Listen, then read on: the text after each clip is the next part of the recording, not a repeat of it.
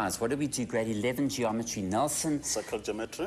The line parallel to one side of a triangle is, you know, all those theorems. The midpoint theorem, very important. But now should we pop into some grade 12 stuff? Let's have a look at question 2 here. Now, Nelson, let's just go through this quickly. Do you want to go through it with them? What do we have here? Okay, O is the center of the circle. Yeah. All right, so here's the circle. O is the center. Okay, then it says, if we look down again, what does it say here? STU is a tangent at T. This is very important. So STU is a tangent at T. At T. Okay. Good. And then it says AC bisects BAT. Now let's see, what does that mean?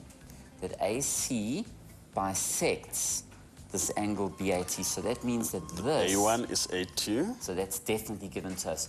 What else is there? ATC is 105 degrees. CT, so and CTU is 40. They're already there.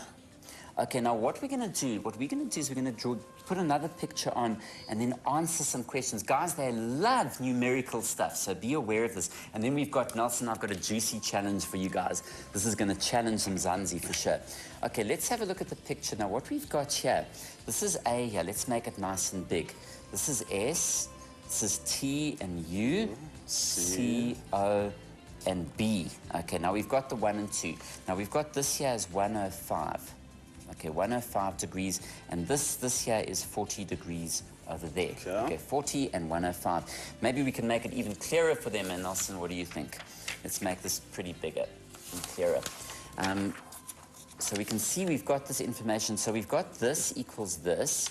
We've got this 105 here, and what we want to do, the very first question in the thing is to, if we look at this here, size of A2. It's what is the size of A2? Do you want to take them through this quickly, Nelson? But let's look at this. The given information here, we have 40 degrees here as the angle between the tangent and the chord. So equals an angle in the alternate segment. Look, you just put your finger here and there. Just move these fingers across up to A2. Meaning, you will say angle A2 is equal to 40 degrees. Why? You have to reason out. You just simply go 10 chord theorem. Just 10 chord. That's such an important theorem, the tan chord theorem. Okay, now write the information on the diagram. So if we go here, we've got this is 40 degrees over there. Okay, so we know this is 40. This is 105 here. Okay. Okay. Now, if we have a look at this, we can now see what would be the next question. A1. What would A1 be? Okay, well, very easy. A1 is equal to... AC bisect A is 40 as well. That's given to us. Given, so do you want to write down the statement there? Let's go. A1, again, equals 40 degrees. Why? This can just go given, because we have been told that AC bisects angle A. So A1 is 40. What's the next question, Mark? Okay, before we go on, I think I'm going to suggest something. I don't know how you feel, Nelson.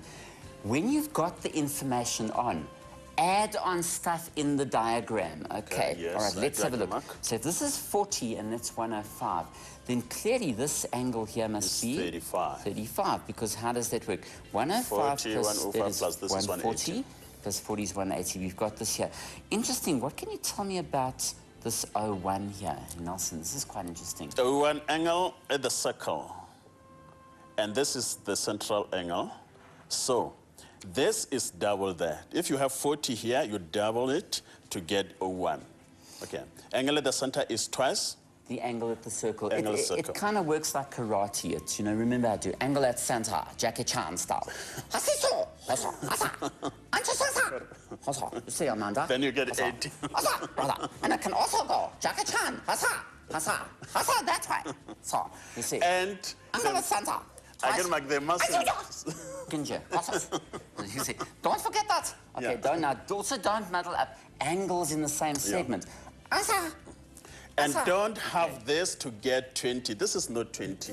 Yes. You always double the angle at the circle and make it the central angle. I don't know about you, my students always mess up. They do that as well. Guys, the angle at the center is twice the angle at the circle. Must be bigger than the one at the circle. Okay, you got it there. So let's write that in. 80. 80 degrees. Amanda, you got it?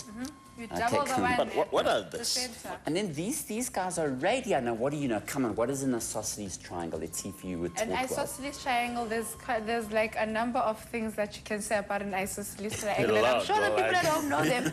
And I'm sure they've got it all studied. The two sides, are they equal? And That's the two equal. angles, the And bottom the angles angles, are equal. the base angles. Now watch this, Nelson. You tell them. What can you tell them about these radii here? Right, if you look at this, OB is the same as OC. They are radii. Eh? And then what's the implication? B1 is the same as C1. These two angles here are equal. Correct. But when you reason out for these two angles, we're no longer using like base angles of isosceles triangle. No. We say angles opposite equal sides. Yes, very okay, that is the important, proper reasoning. Your angles opposite Equal sides. Very important reason. Don't go for base angles of Or isosceles just triangle. simply stating isosceles. You must get that right. Okay, here we go. Right. Now, okay, we have in this equation B1 plus B2. If we to quickly go there. Okay, we already put this as you suggested, Mark, and we know that this must each be 50-50. Yeah, absolutely. Let's write that in. So this is going to be 50 here, and that's We're just playing around with this figure, but we'll do the proper presentation. yeah, and then you get 50 and 50, and that, of course, makes up the 180 degrees. So when you want B1 and B2, if you have a look, that's the question. What is B1 and B2? Well, what are we knowing is we know we've got this information here. And by the way, this is a cyclic quad. Yeah, so we if have that's 105 there. this entire angle here is going to equal what? Yeah. Well, This plus this. Okay, just put in, Mark. That's 75. That's 75 degrees there, because they must add up to 180. So what would Opposite this split? angles of cyclic quad. Yeah, so that would be 15, hey? If you like, oh yeah, That is 50, 25. 25, there we go. Okay. So it's 50 and 25, and that's 75. So what's B1 plus B2? It's 75. Is 75. Then what's the anyway, reason? because of the opposite angles of a cyclic quad. Okay. Now, if we put that, this is our A, this is B. And then C, and then let's write down some big C, statements. we say angle B1 plus angle B2 is 75. Why? Your reason should be opposite Angles of the cyclic quad. of cyclic quad. Okay, opposite angles of cyclic quad. Correct. Now, number D gets a little bit more interesting. Let's see how that works. Okay, number D, what do we know? It says that we've got to get C2. Okay, so we need to get this angle C2 here. Now, what do we know? We know this is 50. We know that's 35, and this is 80 here. Yeah. So if that's 80, and what have we got here? 50 and 35, what is that going to clearly give us? It must be 15, I think, Nelson. It is 15. Okay, because if you go 50 plus 15 is 65, plus the 35, plus the 80, those opposite angles will clearly then add up to 180 degrees. And okay, should we then- write down the proof for them? Do you want to write that down? We can say, let's quickly go. I'll just start by writing this. These two angles here, 40 plus 40, let me bring down.